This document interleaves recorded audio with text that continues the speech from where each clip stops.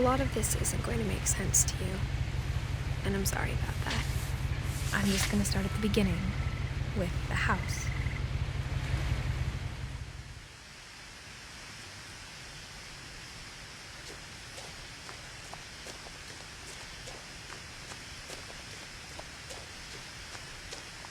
I lived here until I was 11, but I wasn't allowed inside half the rooms.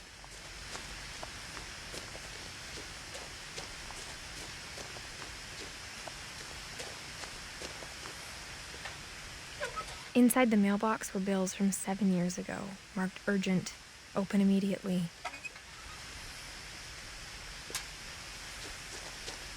I hadn't been back since my brother Lewis's funeral.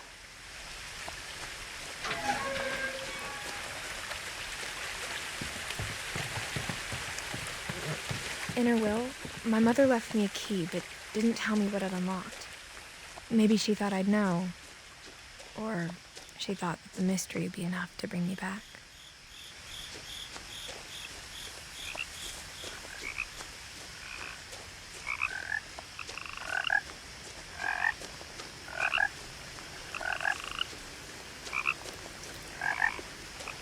The truth is, even after I inherited the house, I never thought I'd come back to it. But now I had questions about my family that only the house knew the answers to. The woods around the house have always been uncomfortably silent, as if they're about to say something but never do.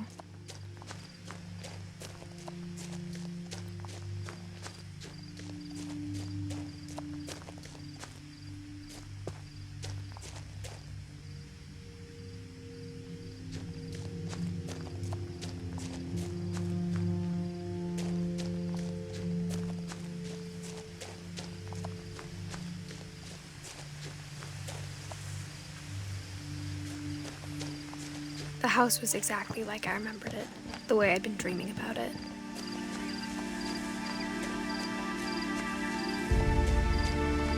As a child, the house made me uncomfortable in a way I couldn't put into words.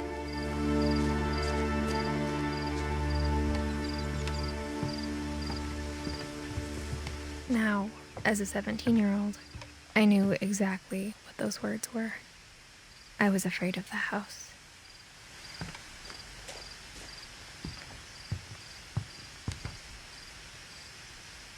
I hoped the key might unlock the front door. It didn't.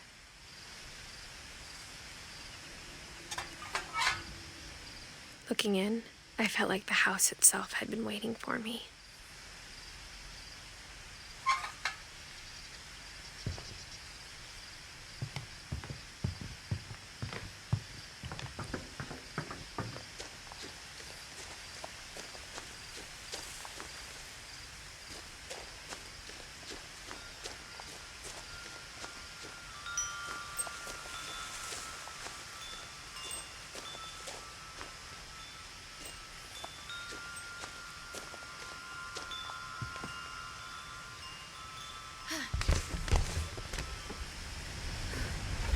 Crawling through the doggy door used to be a lot easier when I was 11.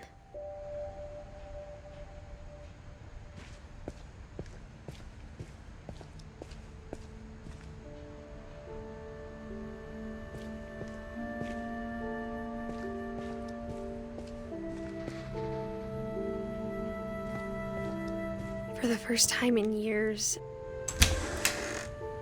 I felt like I was home.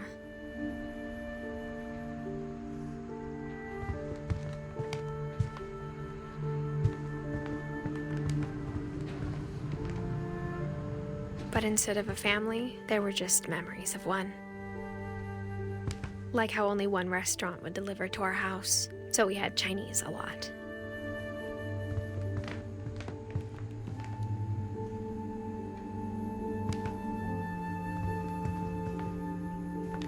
Or how after Lewis started working at the cannery, we all got sick of eating salmon. Except our cat, Molly.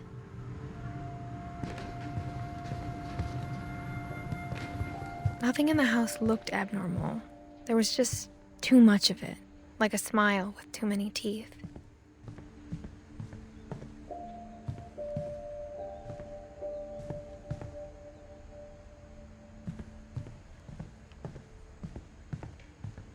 Mom always told me to stay out of the basement, so I wasn't too surprised when the key didn't fit.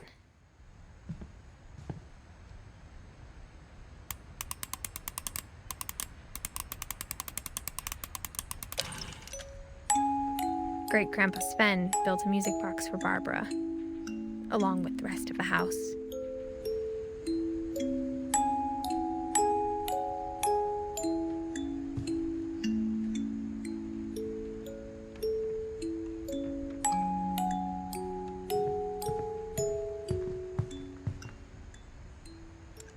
Even the fireplace had a story.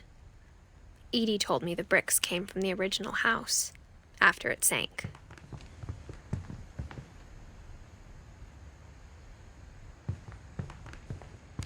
The table was still a wreck from the night we left. My mom was the only one of us who could imagine Great-Grandma Edie living in a nursing home. It was like a bomb had gone off, killing everyone but sparing the furniture.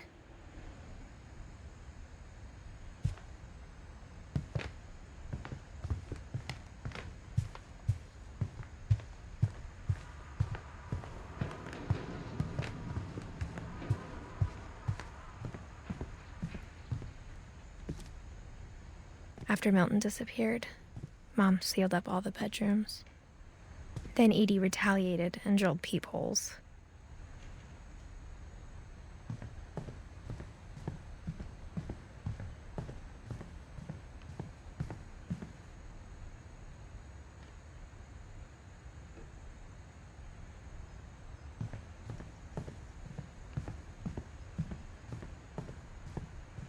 Whenever people ask me about my family, the first thing they always want to know about is Barbara.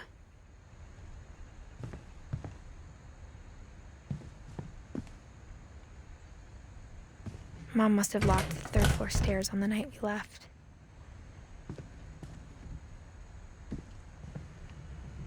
Edie's father, Oden, built the original house.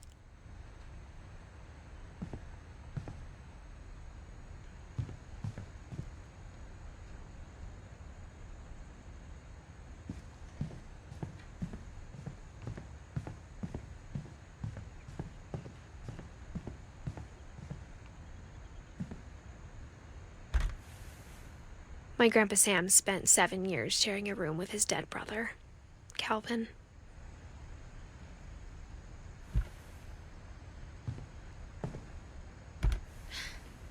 As a kid, I just assumed every house had peepholes and sealed rooms you weren't allowed inside of.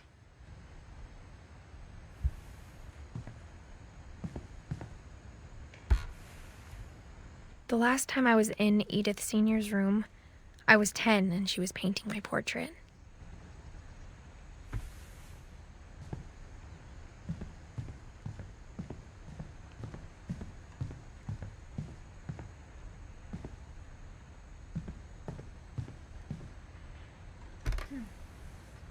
Molly always seemed like a girl I could imagine being friends with, if she hadn't died in 1947.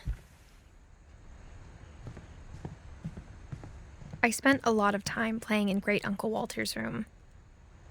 I think my mom sometimes regretted not sealing it up.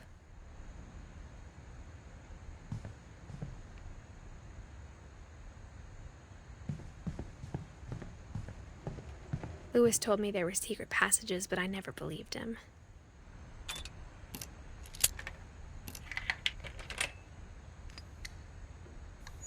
Turns out, my mom was really good at keeping secrets. Now it was time to find out what my mom had been afraid of.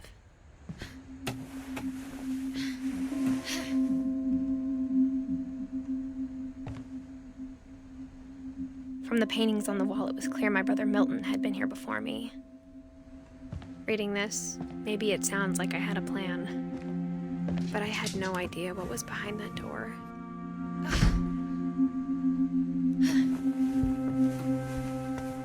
Just like I had no idea where all this was gonna lead.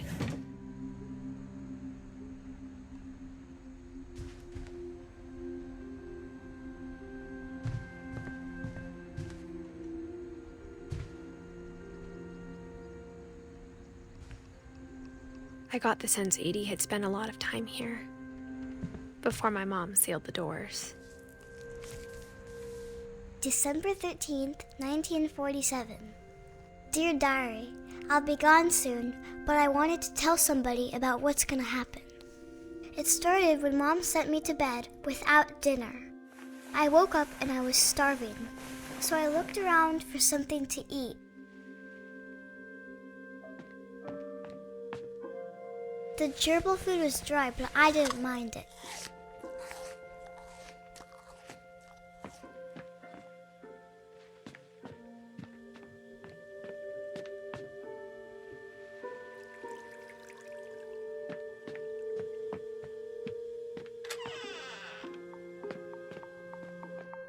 I kept eating and eating.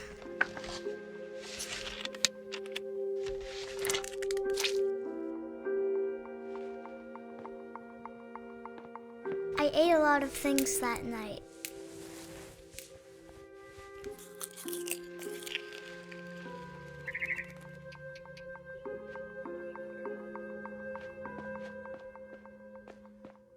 Then I heard chirping outside my window. It was a barn swallow going back to her nest. I reached out for her.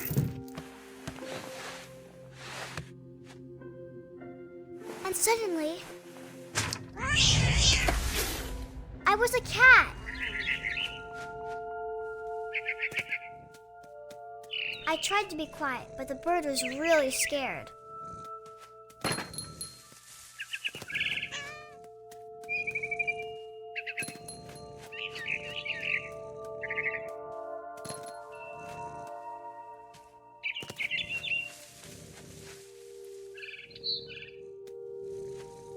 Mom and Dad didn't even look at me.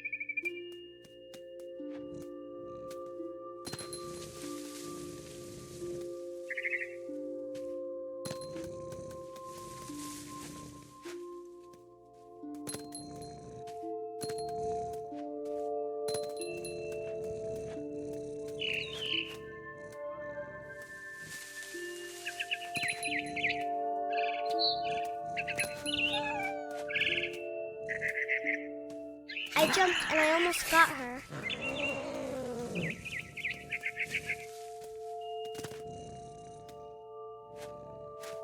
I could tell she was getting really tired.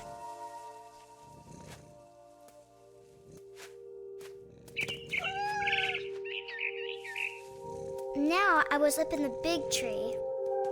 I promised Dad I wouldn't climb it anymore. All I cared about was eating that mama bird. I gobbled her up. And suddenly, I was an owl. First, all I heard was the wind. Then I heard little teeth nibbling in the grass.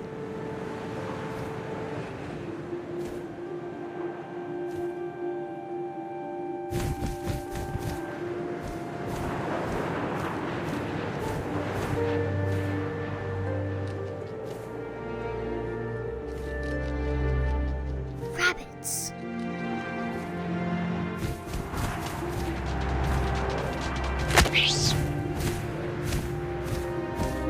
I imagined his face looking up and seeing mine through my talons. I swallowed him up, and I didn't chew one bit. Then I flew off to find something bigger.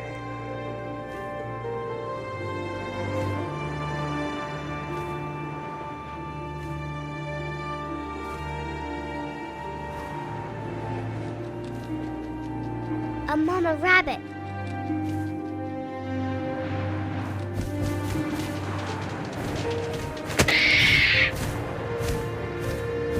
She was almost too big to carry. I started choking, but I couldn't stop eating. And suddenly, I was a shark.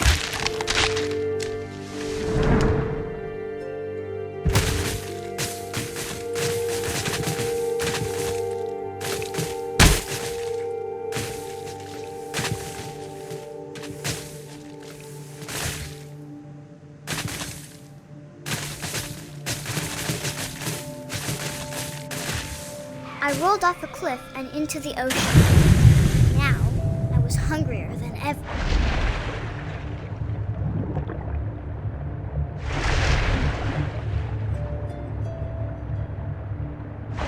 I wanted fat, juicy seals. I tore off her flipper, and it tasted really good.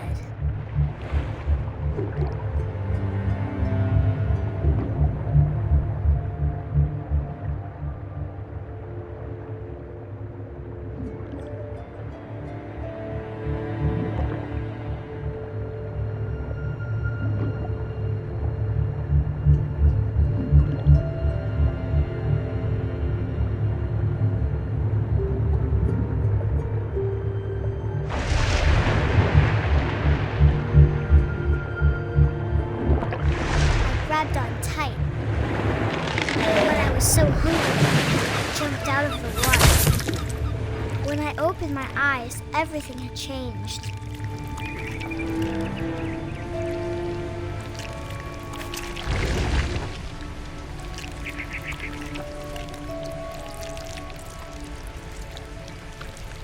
Now I was a monster, and I smelled people everywhere.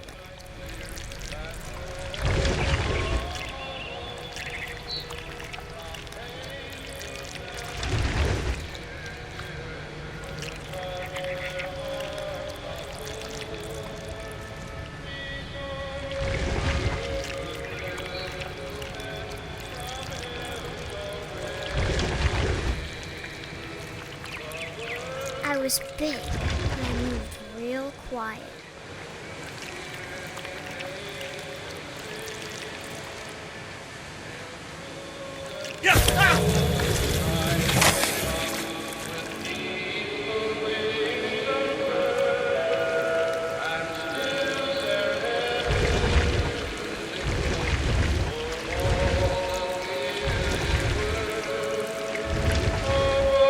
I wanted to stop, but also I didn't.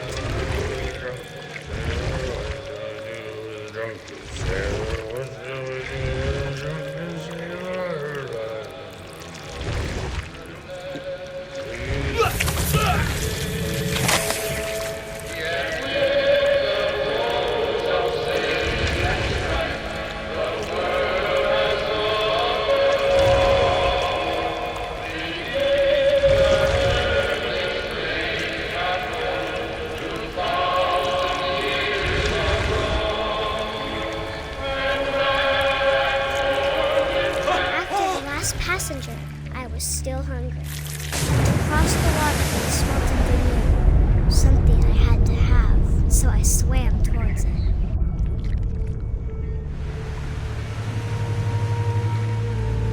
I slithered onto the sand, and the good smell went into an old pipe.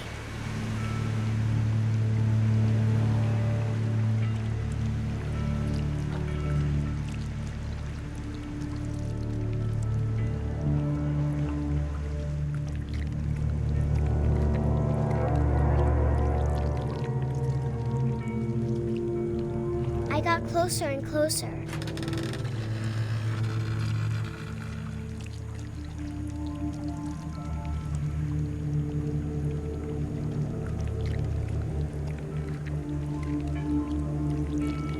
All of my stomach started growling.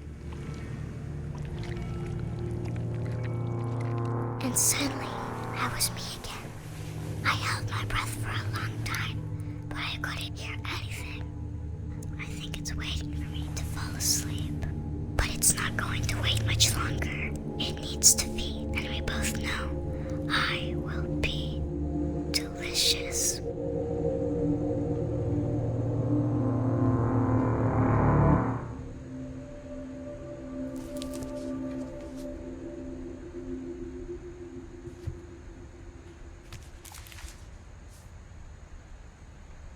I'm not sure if I believed all of that, but I'm sure Edie would have.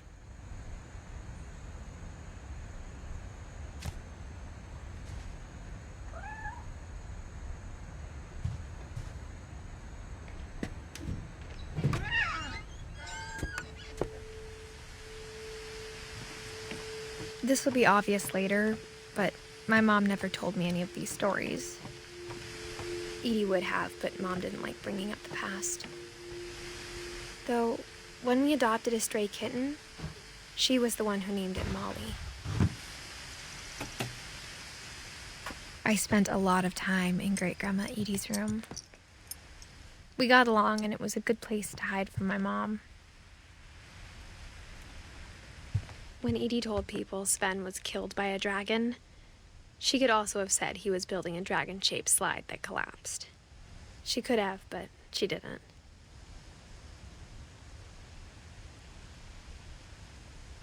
Even in her 90s, sometimes Edie seemed a lot younger than my mother.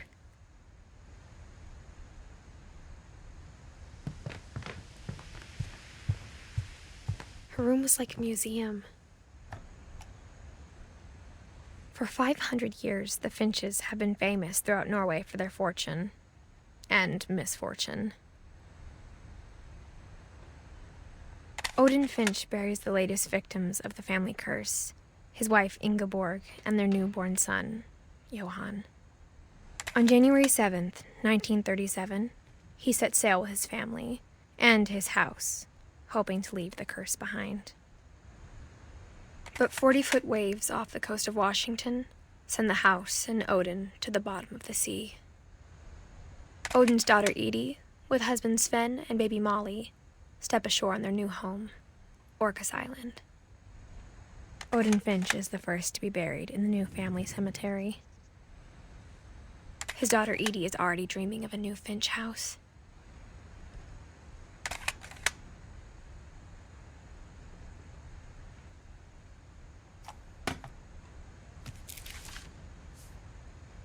Whatever's wrong with this family, it goes back a long ways.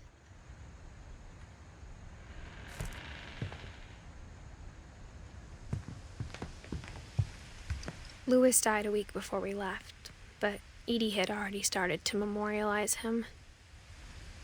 Edie knit me a new pair of gloves every year, just in time to replace the old ones.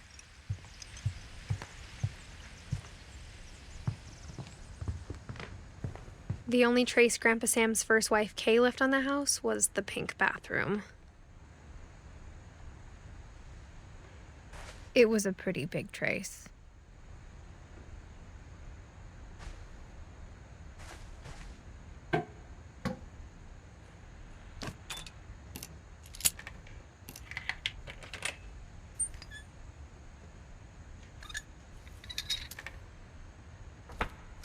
There's a secret in this bathroom. It's in the last place you would look. It isn't in the cupboard. It's hidden in this book.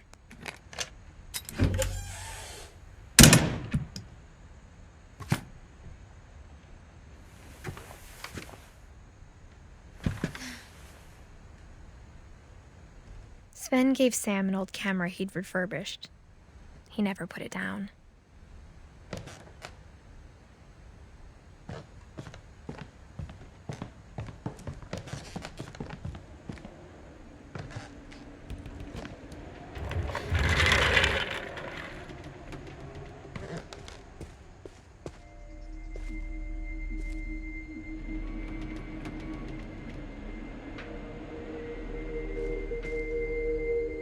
I knew Grandpa Sam had a twin,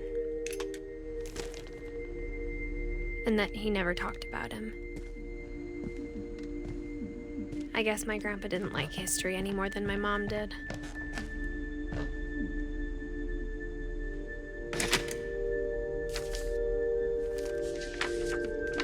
How I Want to Remember My Brother by Sam Finch. The thing I remember is that when he made up his mind, that was it. My brother said he'd die before he ate another mushroom. And he did. At Barbara's funeral, we swore we'd never be afraid again. And he wasn't. I think Calvin always wanted to fly.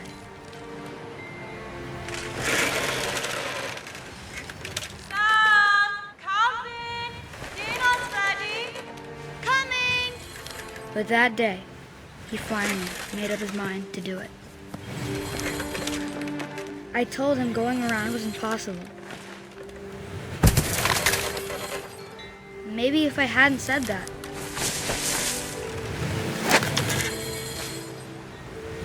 Calvin! I'm not gonna tell you again! Maybe if the wind hadn't picked up. Then maybe he'd still be here. But I doubt it. I think he'd already made up his mind. That's what I want to remember about my brother.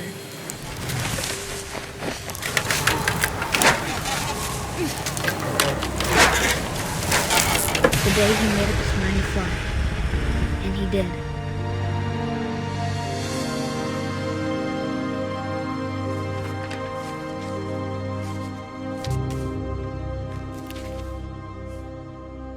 Calvin's story felt strangely familiar.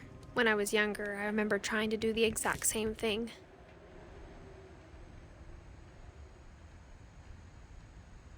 After the funeral, Edie roped off Calvin's half of the room.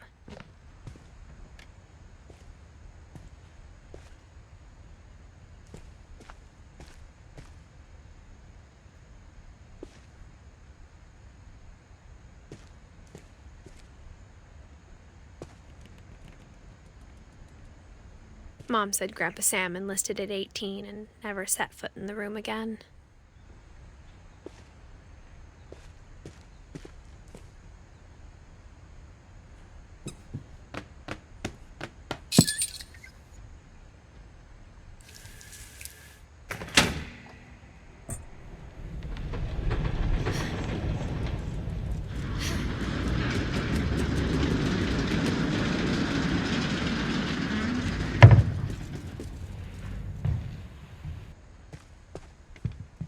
The passages were a pretty tight fit.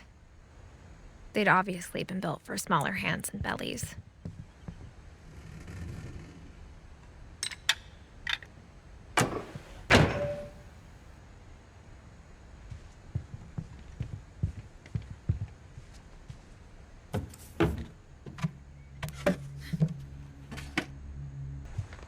Growing up, I always thought of Barbara as a child star.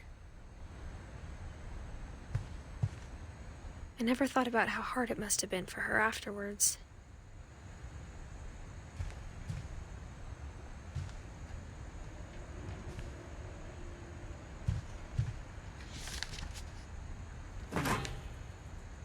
Of all the stories people wrote about Barbara's death, I'm surprised Edie saved this one.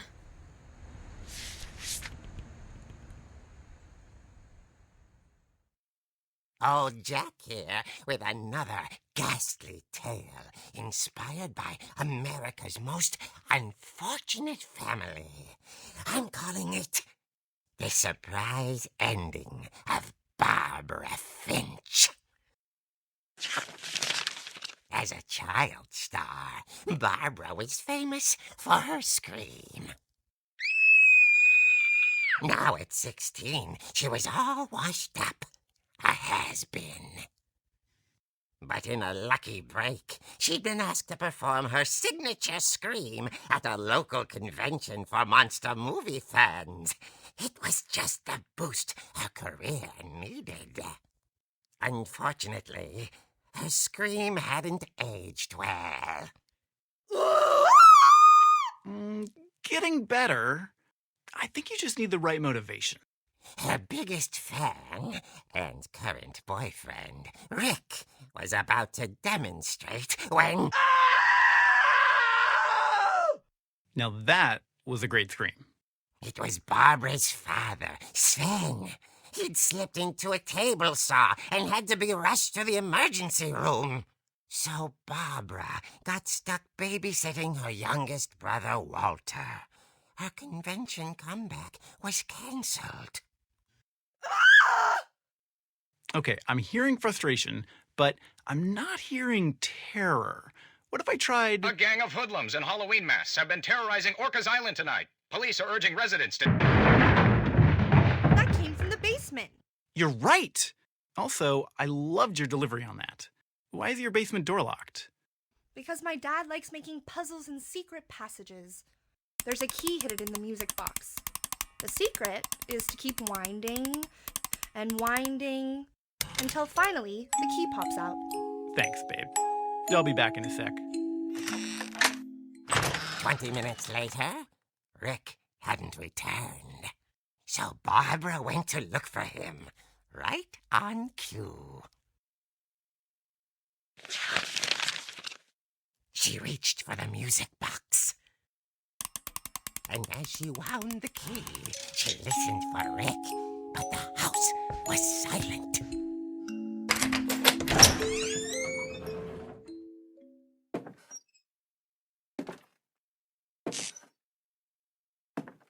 She found Rick's crutch and imagined the worst.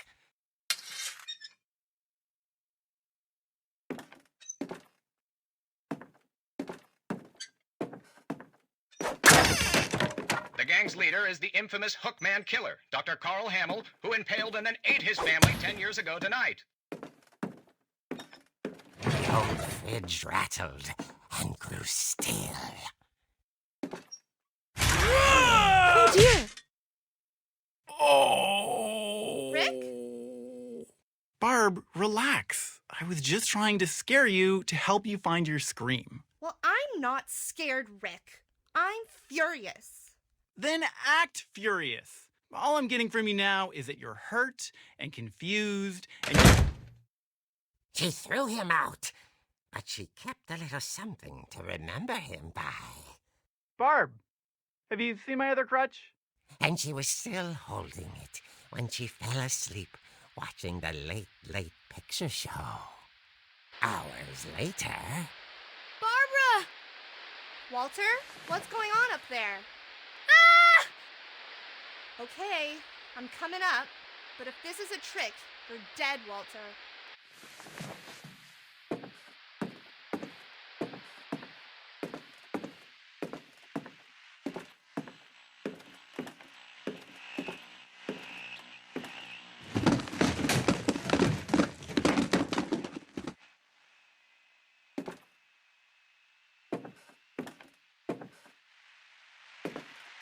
Walter, are you there? Walter had vanished, but his bedside radio was still on. Orcas Island police describe the man as 6 feet tall, with a steel hook for a hand. Residents are urged to lock all doors and windows and notify the police of any suspicious activity. Barbara turned, saw the hook man, and was speechless. He was quite smashing. And he knew he was. He couldn't get enough of Barbara. Okay, Barbara, there's gotta be another way out of here. That night, she played her part beautifully.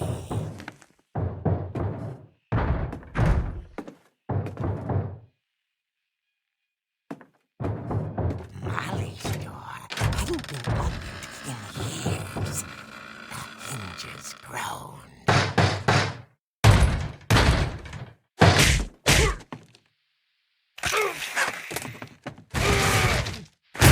He wasn't moving, but she sensed the story might not be over yet.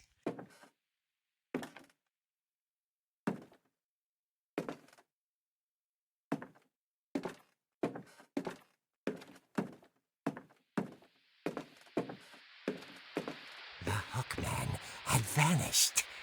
She listened for his breathing, but all she heard was...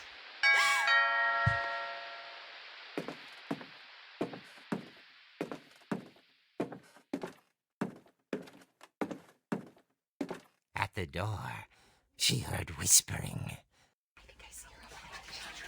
It was coming from inside the house.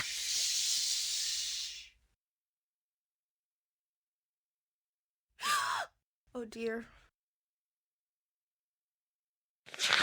The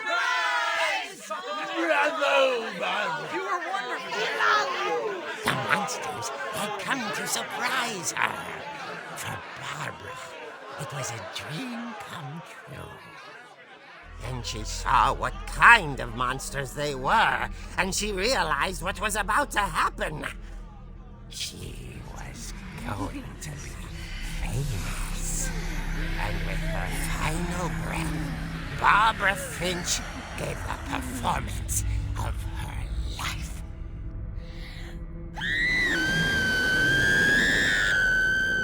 I wasn't there myself, but I hear Barbara was magnificent. Poor girl. She had a taste for stardom. But unfortunately, so did her fans. Of course, the police blamed it all on poor Rick, who disappeared the same night. And little Walter, hiding under his bed the whole time. He took it all pretty hard, but that's another story. As for Barbara, tucked inside the music box is all they ever found of her. Her ear. Now that's what I call a real eerie tale.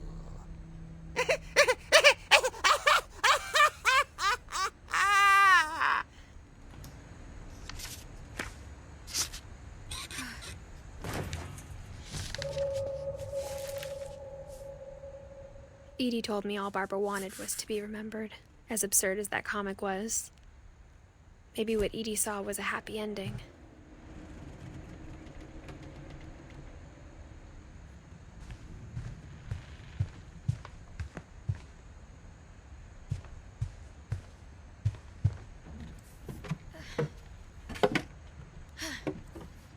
I guess now I know why Mom didn't like me playing with the music box.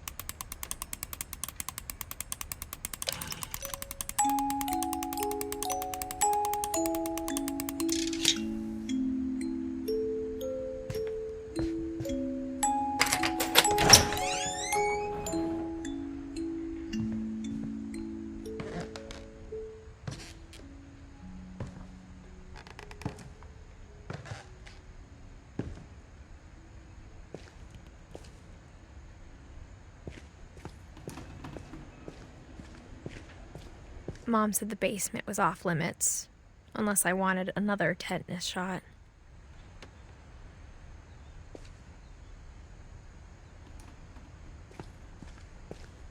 I saw Edie sneak down to the basement once, carrying packages. I thought maybe she was hiding presents. It turned out she was hiding a lot more than that.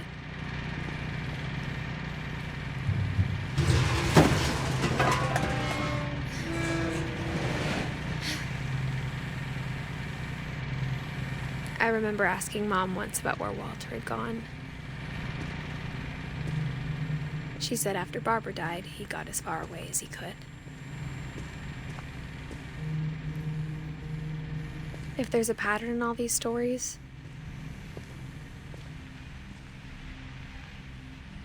I think it's that none of us has gotten very far.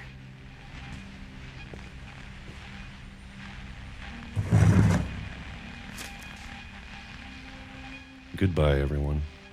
I can't believe I've been down here for 30 years. On that first day, after the shaking started, I didn't think I'd survive a week.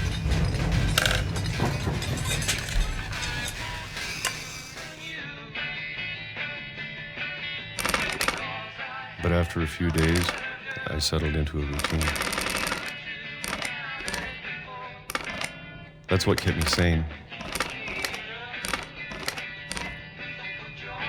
having a schedule, living for today. I always expected to be dead tomorrow. But if you wait long enough, you get used to anything.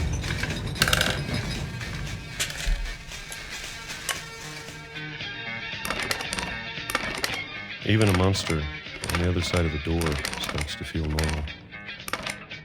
Almost friendly.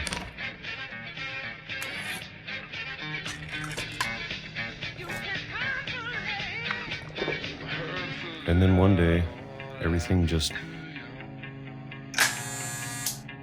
stopped.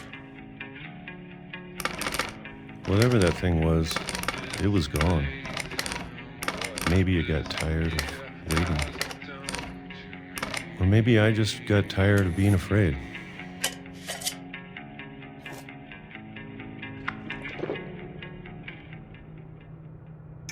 It's been a week now, the longest in 30 years.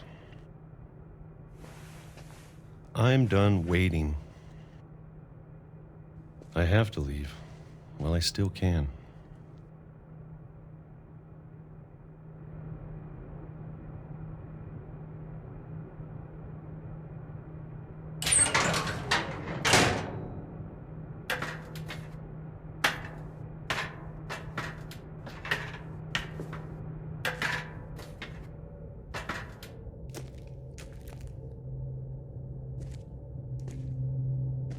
I know it's out there, somewhere. Whatever killed Barbara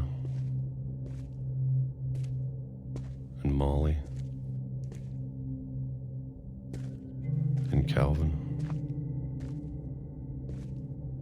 Maybe this is all a mistake. But I need to stop living the same day, even if it kills me.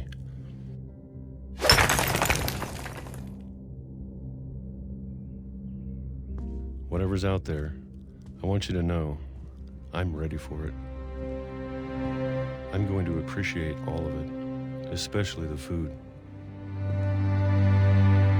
I don't mind if I only have a year left, or a month, or a single week.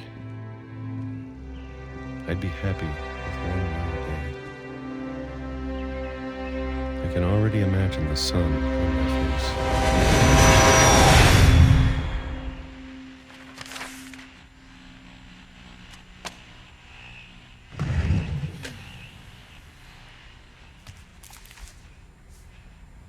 Walter died when I was 6.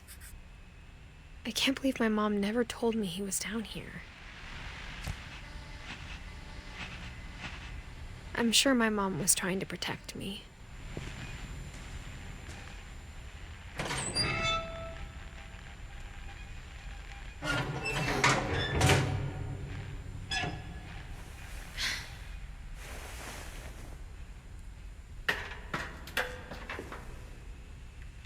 Maybe she was afraid I'd end up like Walter.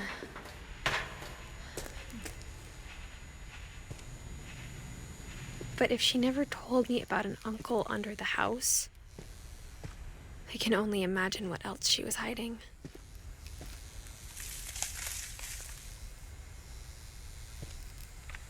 I don't want to make the same mistakes she made.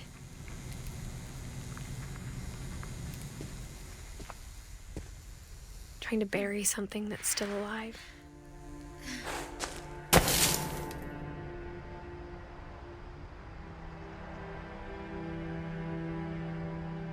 Now that there's only one of us left, or maybe 2, I thought it was time I heard the stories for myself and found out what happened to everyone else. But now I'm worried the stories themselves might be the problem. Maybe we believed so much in a family curse, we made it real.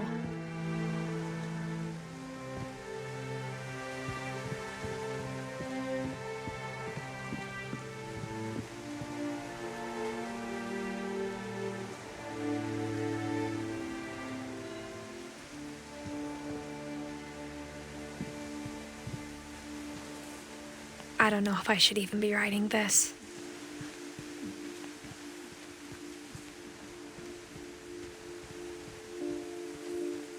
Maybe it'd be better if all this just died with me.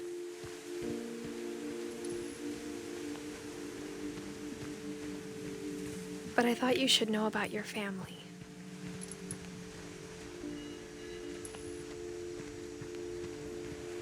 And the history you're a part of.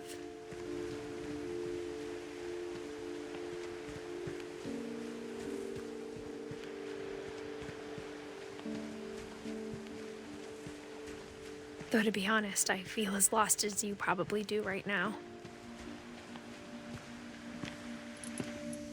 I think the people in these stories believed them, for what that's worth.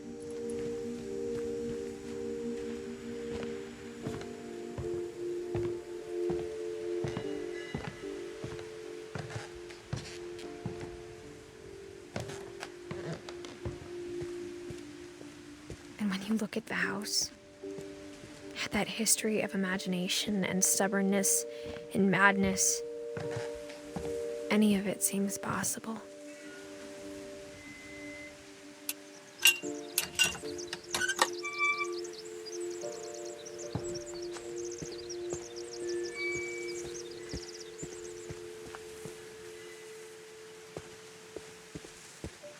I think we've been surrounded by death for so long, we've just gotten used to it.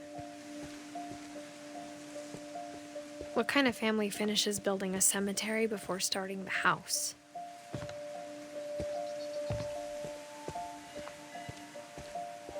It's embarrassing for me to admit this, but the pet cemetery may be more uncomfortable than the human one.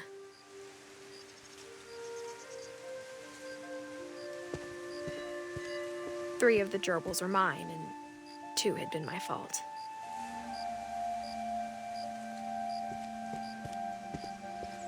Sven built the house, but it was Edie who designed the cemetery.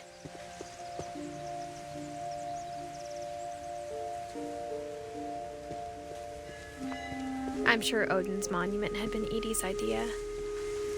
My mom was always trying to move on, but for Edie, the past never went away.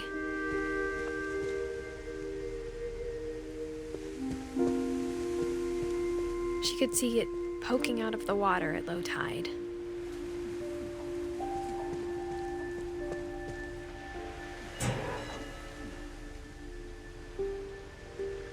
Edie said she dreamed about the old house every night.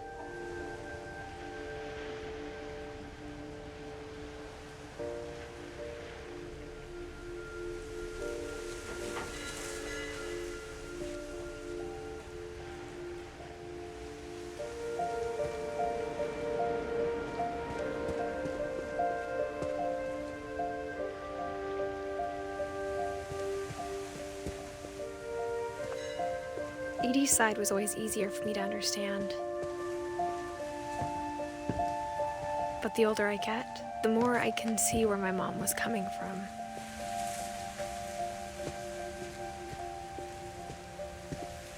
She lost 2 of her brothers, just like I did.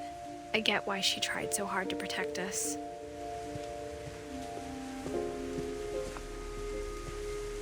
There's so many things I wish I could ask my mom now. Part of me thinks this is what she wanted all along. For me to come back someday and find everything out for myself.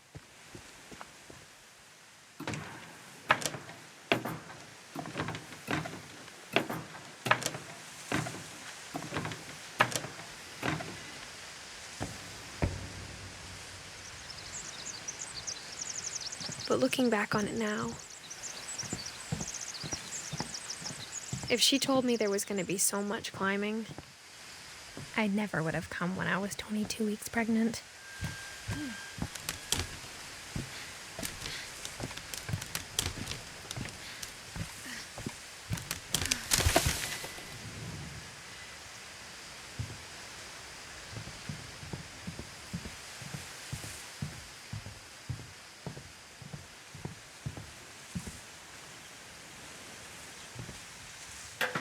I never met Grandpa Sam, but I think he and my mom had a lot in common.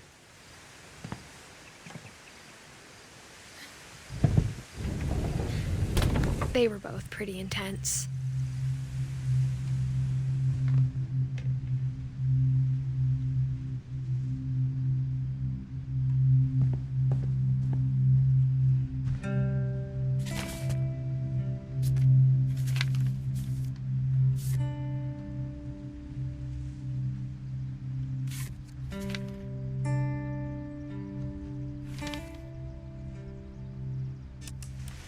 Dawn, I promise, you'll never forget this weekend. Yes, sir. These memories are gonna last a lifetime. Am I gonna have to shoot anything? It's a hunting trip, Dawn. Shooting is strongly encouraged. What? Perfect. It's gonna rain the whole weekend, isn't it? Please just take the damn picture. Hey, language. I will never forget this weekend, Dad. That's the spirit. Okay, got it. I'm gonna take some pictures, okay? Just be careful. That camera's older than you are.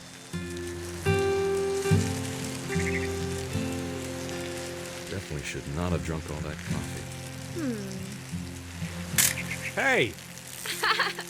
That's a keeper. I'm just saying, I'm not always gonna be here, Dawn. You'll need to remember this stuff, if you want to survive. I'll be fine, Dad. You know who else thought he was gonna be fine? Some guy who died. Dawn, I'm being serious. I know, Dad. You're always serious. Doesn't being out here make you want to chill out? Well, to tell you the truth, I haven't been out here in 20 years.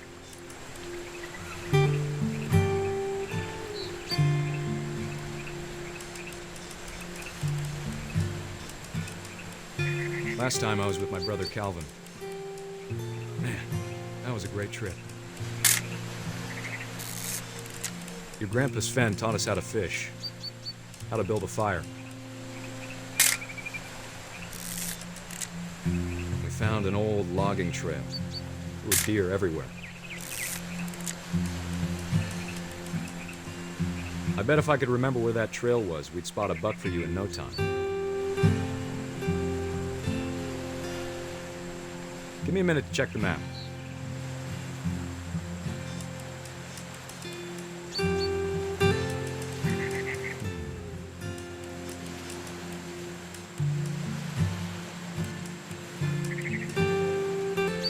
Let's see.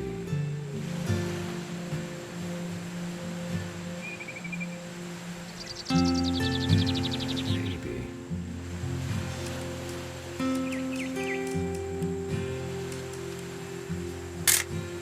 Or was it?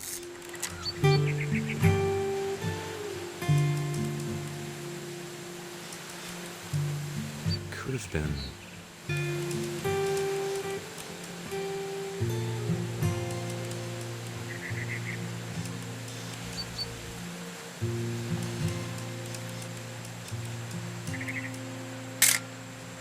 Dawn, don't you think you could find something more interesting to photograph?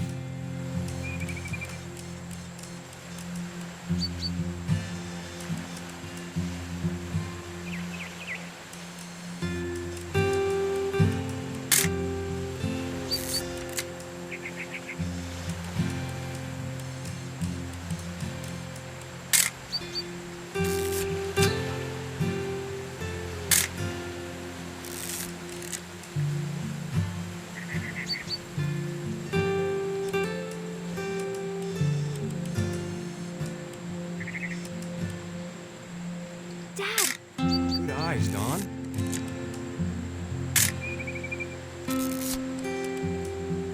Before you take the shot, let me get a picture of you. Dad, I... Just breathe. Turn off your imagination. Focus on your target. Let me get behind you. Do I have to do this? Dawn, you don't have to do anything. But if you want to survive, you'll need to be strong.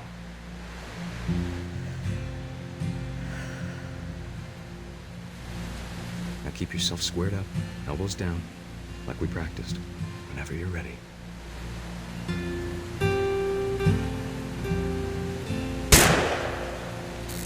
Great shot, Don.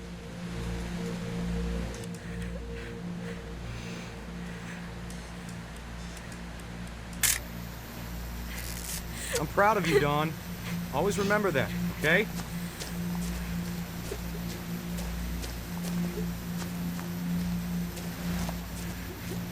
Dad, it's twitching. I think That's it's totally normal, Don.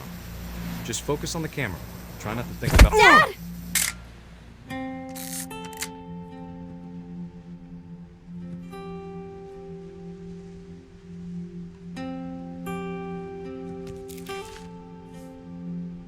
Of all these stories, that's the one I wish most that my mom had told me.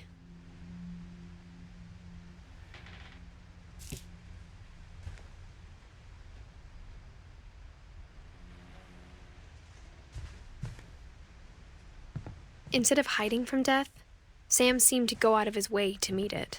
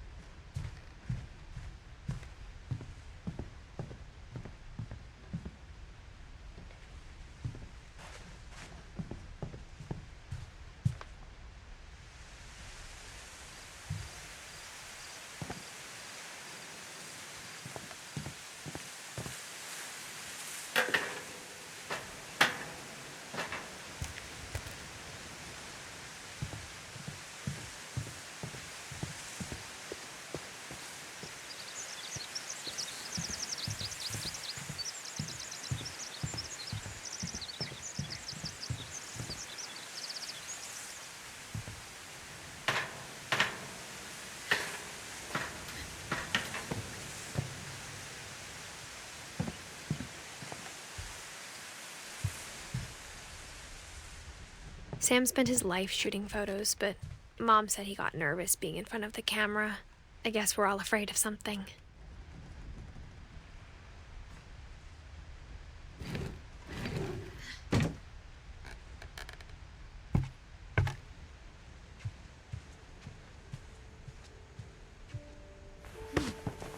After Sam died, my mom and Edie got really close. They'd both lost a lot.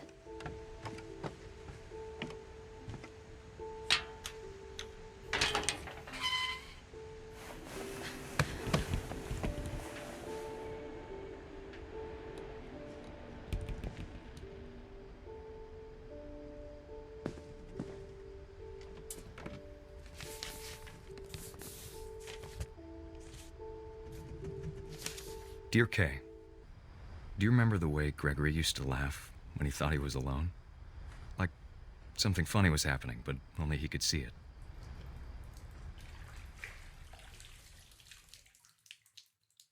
I think he saw things the rest of us don't.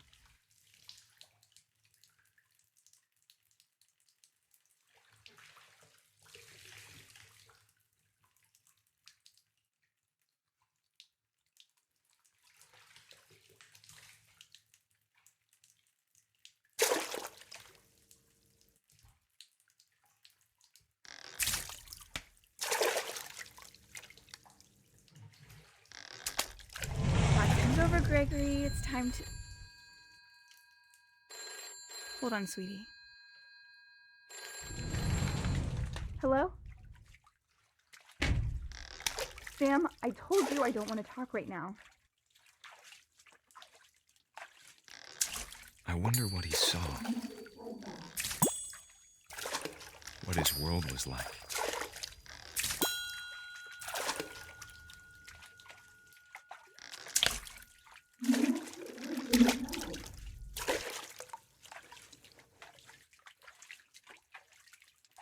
He reminded me so much of Calvin. Lost in his imagination.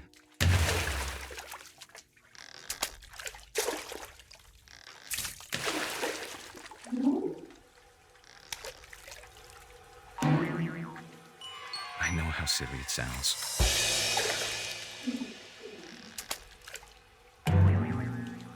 That I worried about a baby being too happy.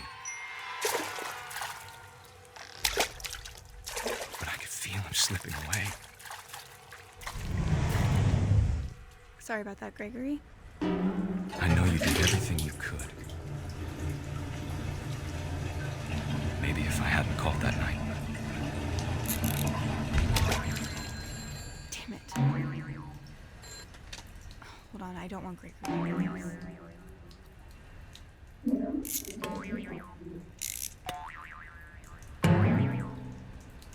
I wish he could have told us about the world he saw.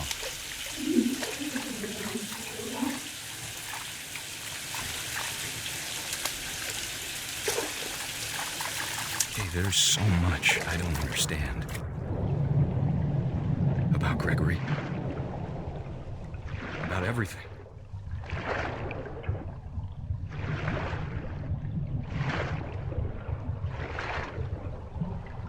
But I know what happened wasn't your fault.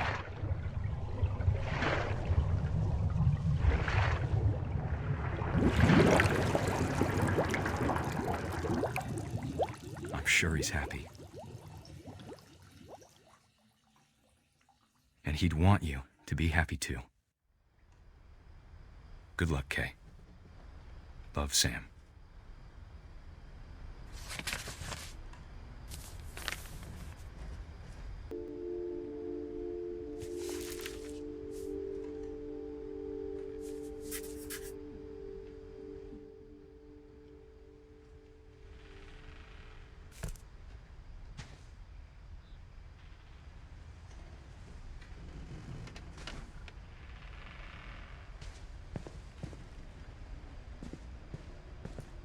I can't imagine my mom ever writing poetry, and yet...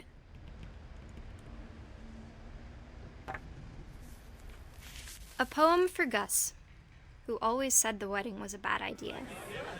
Our father never hit us kids, at least not very hard, before the day my brother said with teenage disregard that he'd be dead before he'd see a wedding in our yard.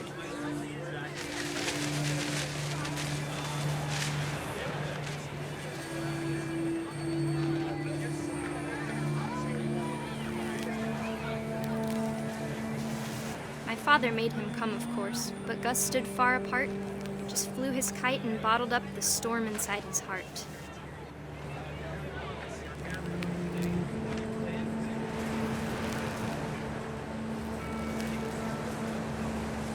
I tried to talk him out of it, but though he'd never met her, "We don't need a stepmom," were the words that I now pronounce you husband and wife. You may kiss the bride.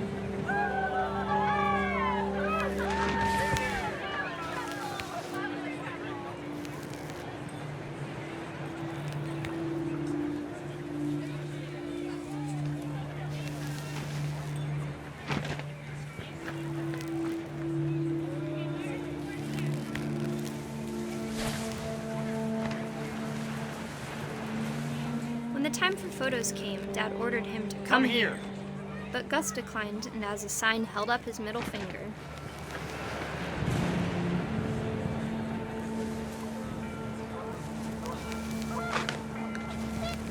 The wind picked up, and panicked geese appeared and quickly went. But all the humans did that day was go inside the tent.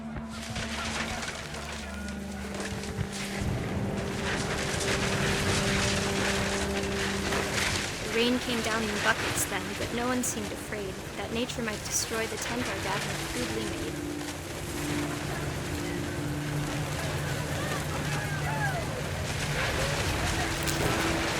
The thunder sounded much too close and full of angry power.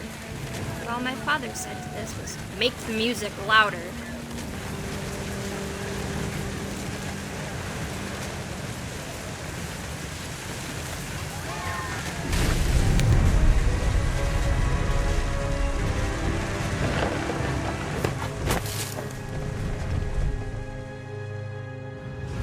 I wish that I could truly say I thought about you on that day. Out there on the beach alone, just you, the wind, the sea, and foam. But I didn't, until we found you.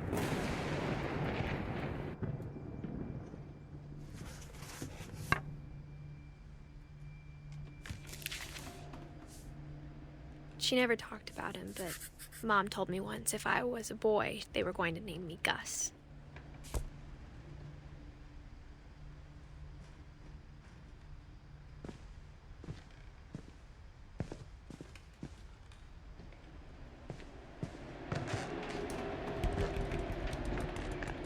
My mom moved up to the loft after her brothers died. At the time, it was as far away as she could get.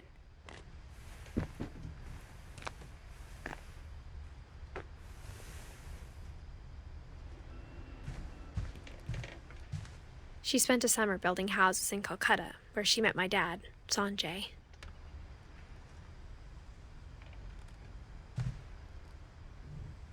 My mom moved to India a week after graduation and got a job teaching English. Louis was born a year later.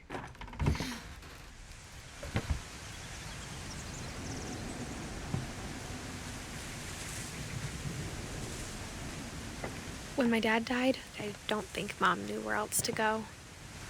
I'm sure Edie was happy to have her back.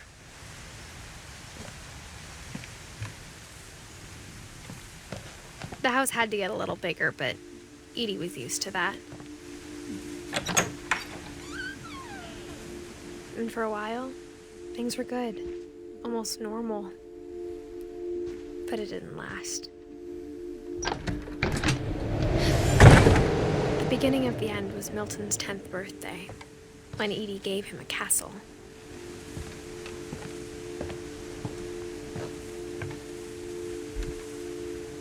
After Milton disappeared, the only thing he left behind was a room full of paintings.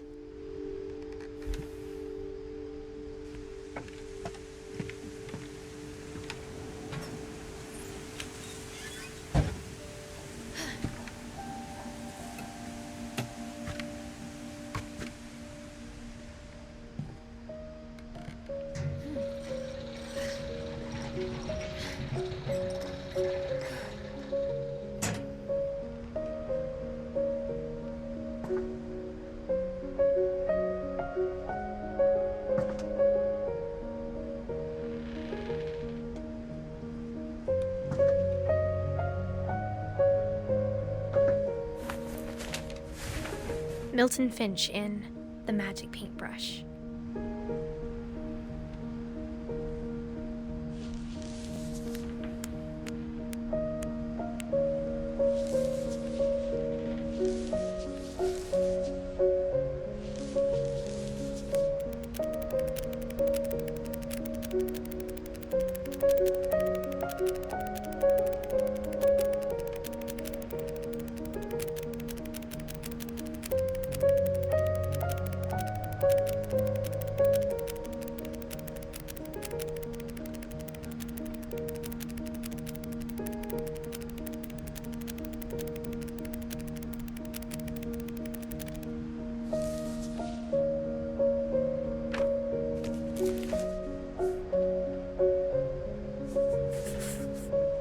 I was 4 when Milton disappeared.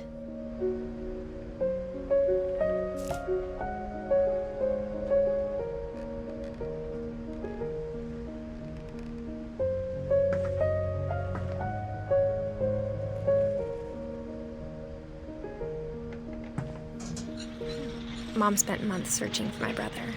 Then she sealed the doors.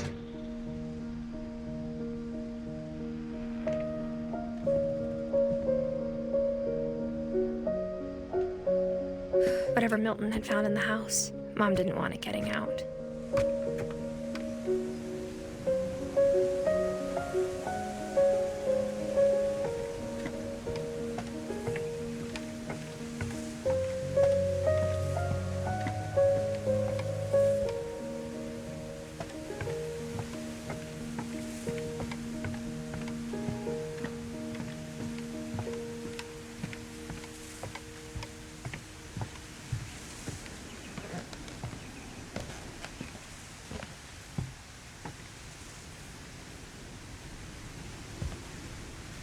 Mom definitely blamed Edie, but I think Louis blamed himself.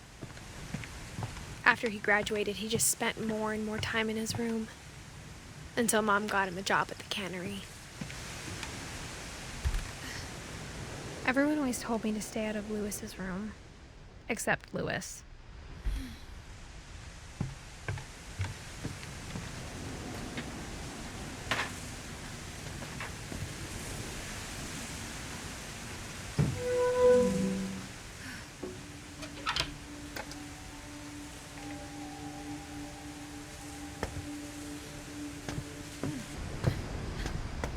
Lewis's room smelled very, very familiar. That part of him lived on. Lewis and I spent a lot of time playing games together, but he was surprisingly bad at them. He died a lot.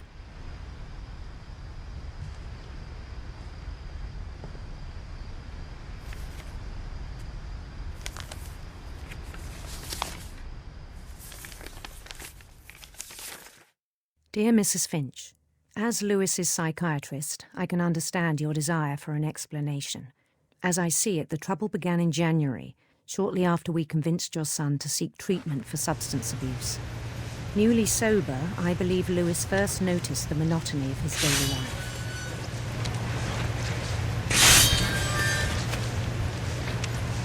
He kept working at the cannery,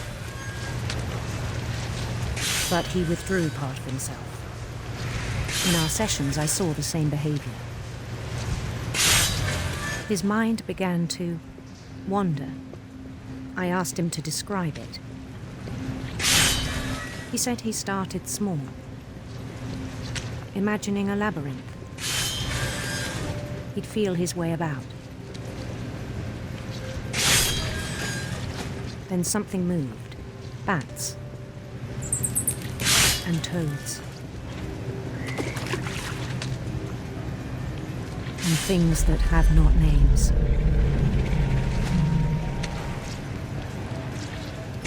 He knew it was all in his head.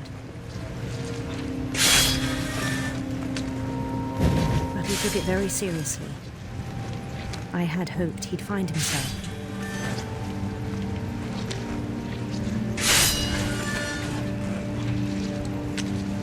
But he found something more.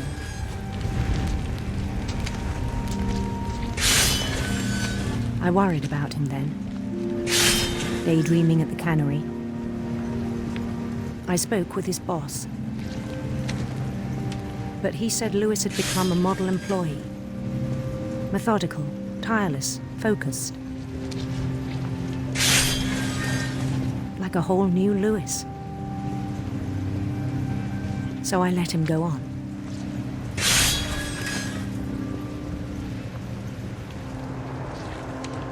I even encouraged him.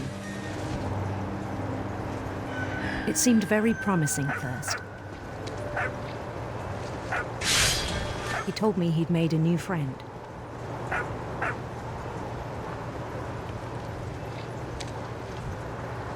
On the edge of a city he named Lewis Topia. He built the city up slowly, brick by brick. Then he made musicians.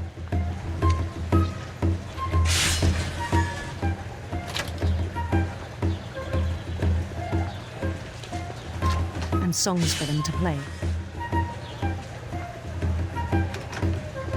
He talked about starting a band. And he was always humming something. Every day his imagination grew stronger.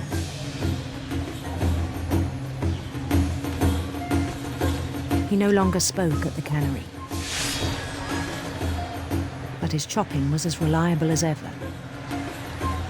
Then one day it struck him that all the cheering crowds, even the stones under his feet, were all in his imagination, so he could do whatever he wished.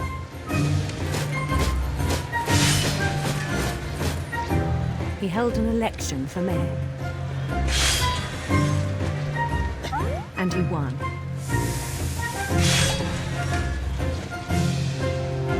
They begged him to stay, but his mind was already wandering. It became a game for him.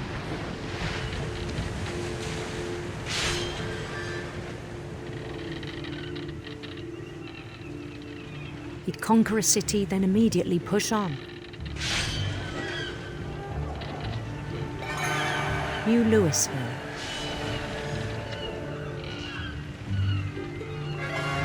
St. Louis. He started drifting away from our reality.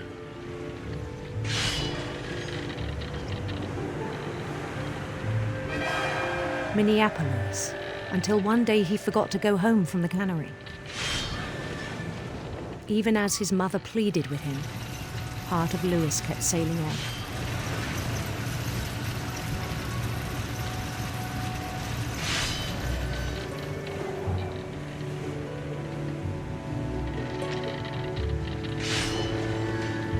In Louisburg, he heard rumors of a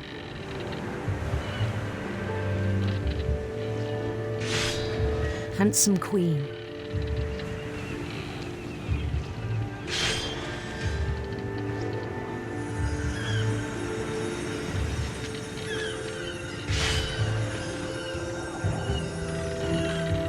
The queen was on her own quest for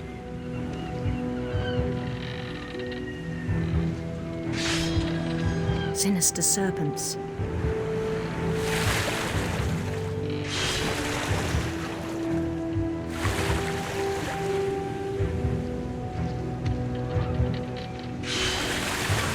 He followed the sound of her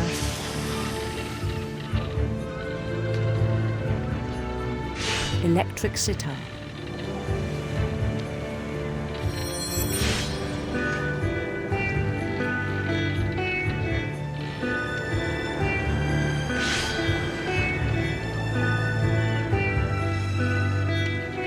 His chase led him to a golden palace east of the sun and west of the moon. Even then, his logic remained sound. He knew the world was all in his imagination.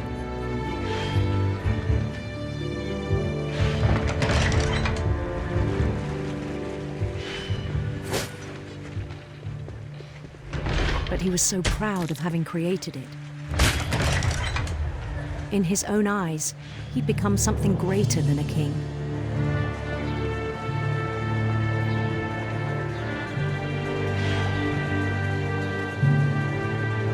For someone who'd never known success in the real world, I think it was overwhelming. And then it struck him that the real Louis was not the one chopping salmon, but the one climbing the steps of a golden palace.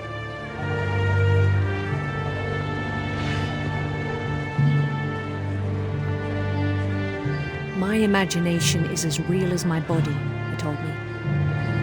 It was hard to argue with him.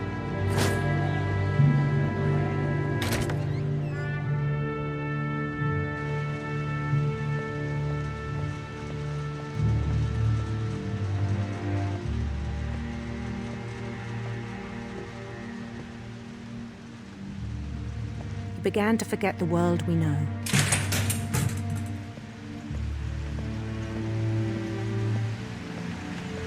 I think it pained him to remember Louis, the cannery worker.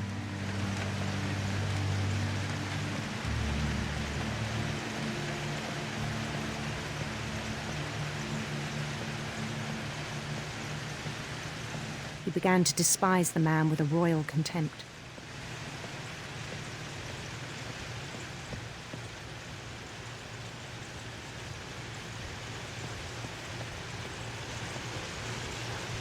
I still thought I could save him. Even after he said he was being crowned king over all the lands of wonder. The palace would be packed with his companions.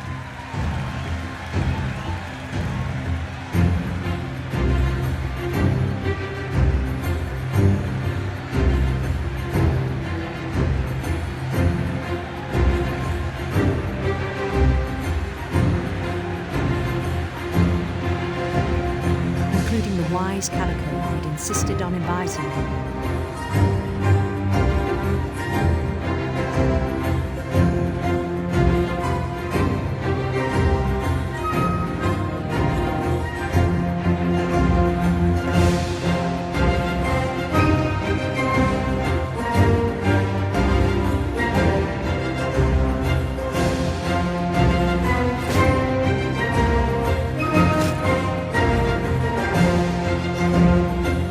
Queen waited, holding his crown.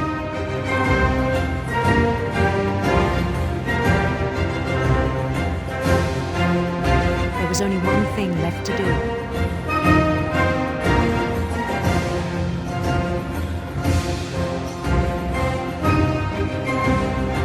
Bend down his head.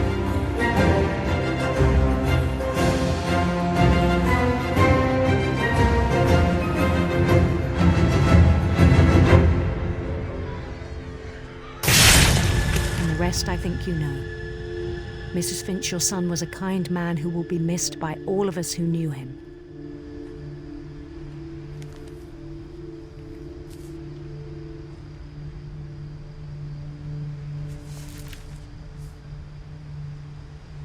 My brother was really cool.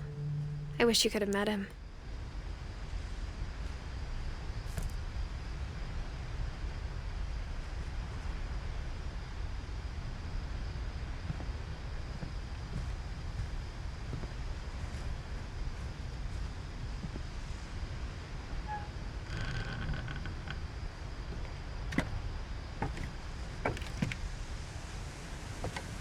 On the way back from Lewis's funeral, my mom told me to start packing. She waited until the day before we left to tell Edie. I'm not sure if she wanted to make it easier or harder.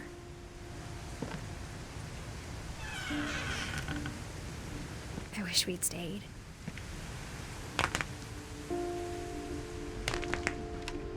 But I understand why we left.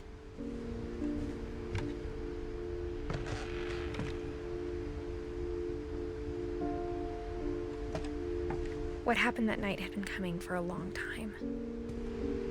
Maybe it should have come sooner.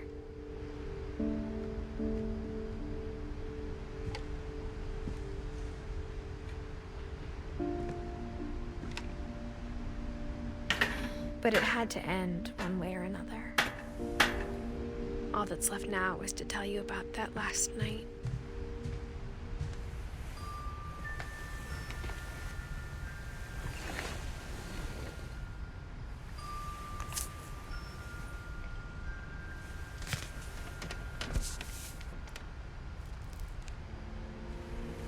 That whole last day, Edie just watched us pack and didn't say a word. Until supper, when she raised her glass and said, "To our final night together, and all our final nights apart." Grandma, you know what I said about alcohol. Some of your medications are very Edith, specific. I left a present for you in the hallway. Why don't you go open it? The grown-ups have to argue now. I'm sorry, you're right. We're all leaving tomorrow. Let's just enjoy our last... I'm not leaving. Edith, you're excused.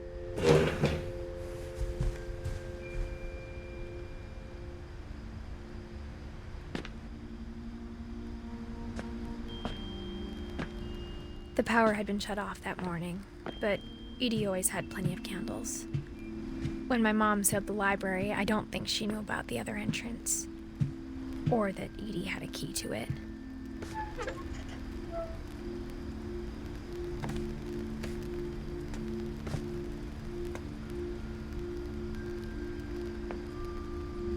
That thing you're afraid of isn't going to end when you leave the house.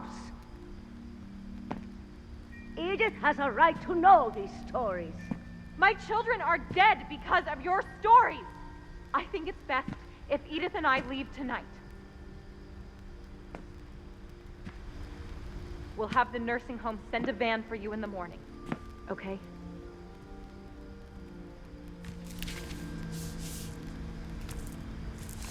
Dear Edith, there's so many stories I wish I could tell you, but there's only time for one. This is about what happened on the night you were born. That night, the tide went way, way out. It was the first and last time I ever saw the old house aground. There'd been an earthquake out in the middle of the ocean.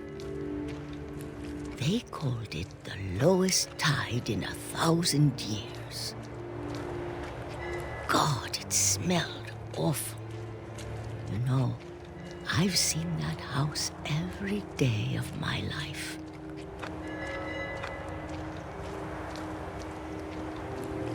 But I never thought I'd go back to it.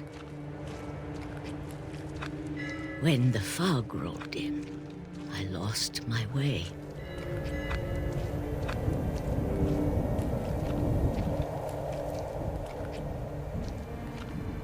I got turned around.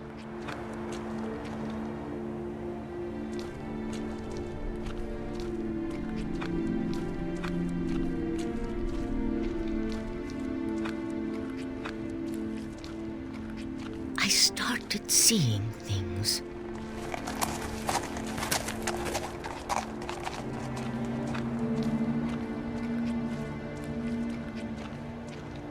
Things I'd forgotten had ever existed.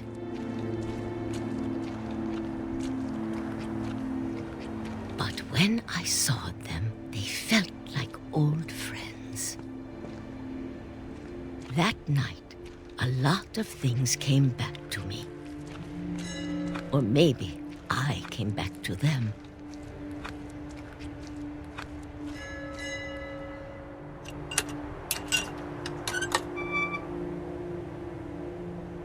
Things I can't explain, but that I need you to try and... Edith, what are you doing in here? It's mine. Edith! Mom, you're gonna rip it! Let go! I kicked and screamed, but Mom dragged me to the car.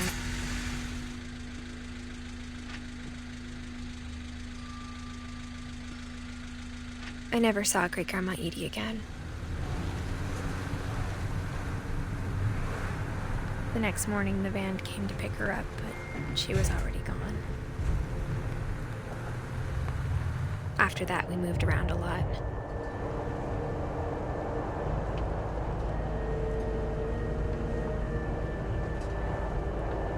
We both tried to make the best of it.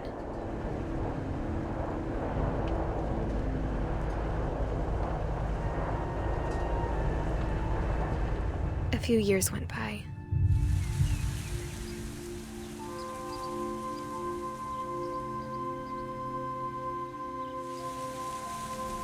My mom didn't like to talk about it, but she started getting sick a lot. The rest happened pretty quickly.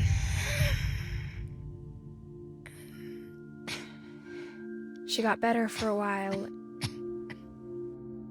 and then she didn't. And then I was alone. The last Finch left alive.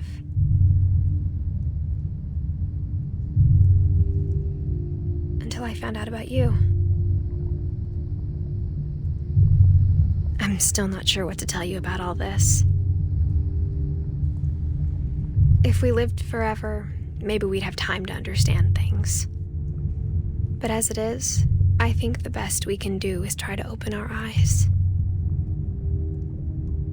And appreciate how strange and brief all of this is.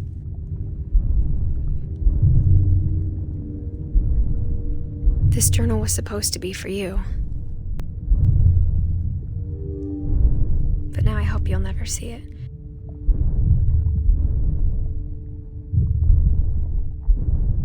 I just want to meet you and tell you all these stories myself. But I guess if you're reading this now, things didn't work out that way.